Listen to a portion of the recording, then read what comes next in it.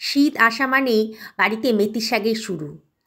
আর এই মেথির শাক দিয়ে নানা রকম রেসিপি তো হয়ই প্রত্যেকের বাড়িতেই।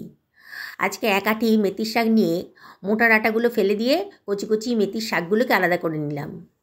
পাতাগুলোকে ছাড়িয়ে নিচ্ছি আর কচি ডাঁটাগুলোকে নিয়ে নিচ্ছি। এবার এই কচি শাকগুলোকে কুচি কুচি করে কেটে নেব। যত সম্ভব কুচি কুচি করে কাটার চেষ্টা করছি।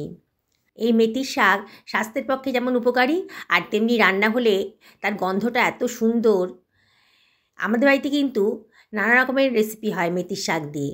আজকে আমি বানাবো আলু মেথি। এই জন্যে মেথির শাকগুলোকে কাটা হয়ে গেছে। কড়াইতে 2 টেবিল চামচ মতো তেল আমি নিয়ে নিলাম। গরম হয়ে গেছে তেলটা। এর মধ্যে দিয়ে দিলাম ভাপিয়ে রাখা, নুন হলুদ দিয়ে ভাপিয়ে রেখেছি ডুমুডুম করে আলুগুলোকে, সেটা আমি দিয়ে দিলাম। দিয়ে এর মধ্যে দিয়ে দিলাম 1/2 টেবিল চামচ মতো হলুদের গুঁড়ো আর সামান্য একটু লবণ। একটু লবণ আর হলুদ দিয়ে আগে ভাপিয়ে রেখেছিলাম, তাহলে লবণটা সামান্য একটু দিলাম। দিয়ে একটু ভাজা ভাজা মতো করে নিচ্ছি। আমি আগে থেকে একটু ভাপিয়ে নিয়ে জলটা ফেলে দিয়েছি। রান্নাটাও তাড়াতাড়ি হবে আর খেতে কিন্তু ভালোই লাগবে। এবার বেশ ভাজা ভাজা হয়ে গেছে। আমি এবার আলুগুলোকে অন্য একটা পাত্রের ভেতর তুলে রাখছি। কড়াইতে তেলটা বেশ কমে গেছে বলে আমি আরও 1 টেবিল চামচ মতো তেলের ভেতর দিয়ে দিলাম। এর ভেতর দিয়ে দিচ্ছি 2টো শুকনো লঙ্কা আর দিয়ে দেব কতগুলো রসুনের কুচি। এবার একটু ফ্রাই করে নিচ্ছি। বেশ একটা গন্ধ বেরোচ্ছে যখন, সেই সময় এর ভেতর দিয়ে দেব 1/2 টেবিল চামচ মতো গোটা জিরে। জিরেটা একটু পরে দিয়েছি। জিরেটাও বেশ যখন ফ্রাই হয়ে গেছে তখন এর ভেতর আমি দিয়ে দিচ্ছি একটা পেঁয়াজকে কুচি করে রেখেছিলাম, সেটা দিয়ে দিলাম।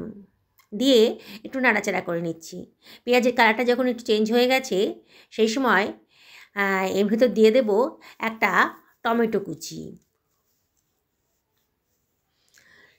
তারপর দিয়ে দিচ্ছি 1/2 টেবিল চামচ মতো হলুদের গুঁড়ো, 1/2 টেবিল চামচ মতো ধনের গুঁড়ো, 1/2 টেবিল চামচ মতো জিরের গুঁড়ো আর 1/2 টেবিল চামচ মতো লঙ্কার গুঁড়ো। আর এর মধ্যে দিয়ে দেবো প্রয়োজন মতো লবণ। 1 টেবিল চামচ মতো লবণই দিয়েছি। অল্প জল দিয়ে মশলাটাকে এবার কষিয়ে নেব। অনবরত নাড়তে হবে। আর টমেটোটা বেশ গলে গেছে, মানে মশলাটা কষানো হয়ে গেছে। এইবার দিয়ে দিলাম কেটে রাখা মেথির শাকগুলোকে। দিয়ে একটু নাড়াচাড়া করে নিচ্ছি। একটু নাড়াচাড়া করতেই কিন্তু মেথির শাকের গা থেকে কিন্তু অনেকটা জল বেরিয়ে এসছে। মেথির শাকটা বেশ মজে গেছে যখন, তার মধ্যে দিয়ে দেব ভেজে রাখা আলুটা। দিয়ে এবার আমি সব কিছু ভালো করে মিশিয়ে নিচ্ছি। গ্যাসের ফ্লেমটা হাইতেই রেখেছি। রান্নাটা খুব তাড়াতাড়ি হয়ে যায়। আলুটা ভাপানো ছিল, তারপর ভেজে নিয়েছি। তা আলুটা একদম নরমই হয়ে গেছে। এবার ঢাকা দিয়ে দেবো 3 থেকে 4 মিনিট মিডিয়াম টু লো ফ্লেমে। এবার 4 মিনিট বাদে আবার একটু নাড়াচাড়া করে নিচ্ছি। দেখুন আমার রান্নাটা কিন্তু হয়ে গেল। খুব সুন্দর গন্ধ বেরোচ্ছে। একটু চিনি দিলে কিন্তু রান্নার স্বাদটা আরও বেড়ে যায়। একটু চিনি দিয়ে দিলাম আর দিয়ে দিলাম খানিকটা কসুরি মেথি। আরও গন্ধটা খুব সুন্দর বেরোচ্ছে। চারদিকে গন্ধ বেরিয়ে গেছে, মেথির শাকের গন্ধ। খুবই টেস্টি আর খুবই সুস্বাদু হয়।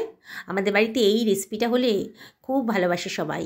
আমার ছেলের লাঞ্চ বক্সে আজকে তাই জন্যে দিয়ে দিলাম পরোটা আর মেথির শাকের এই তরকারিটা।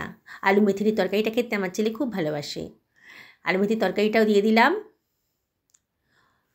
গরম গরম এই আলু মেথির তরকারি রুচি, রুটি, পরোটা, ভাতের সাথে কিন্তু দারুণ লাগে। তোমরা কী করে আলু মেথির তরকারি বানাও অবশ্য জানিও। লাঞ্চ বক্সে একটা ডিম সেদ্ধও দিলাম।